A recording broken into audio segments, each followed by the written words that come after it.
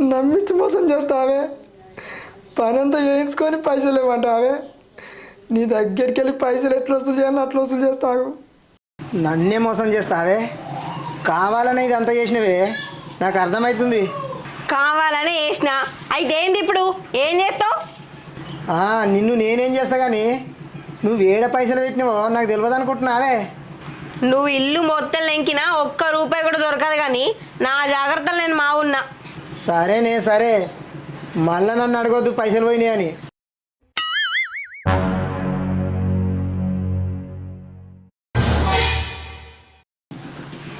నా చెవులనే పువ్వు పెడదామని చూస్తావు.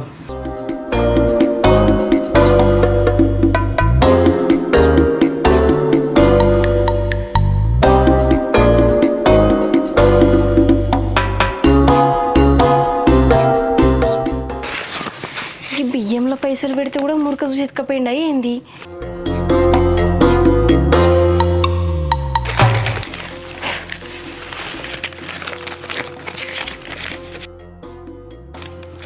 నా పైసలు నాకు ఉన్నాయి కదా, ఎట్లా పెట్టినాయి గట్లా అని నా పైసలు తీసుకుపోయినా అన్నాడేంది? ఏమవుతాయి అమ్మయ్య, నా పైసలు నాకున్నాయి.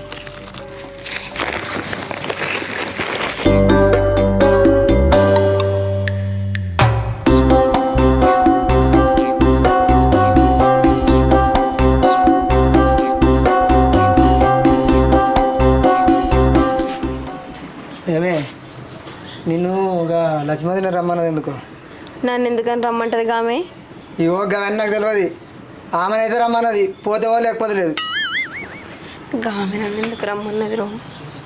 అదిగా చెప్తుంది.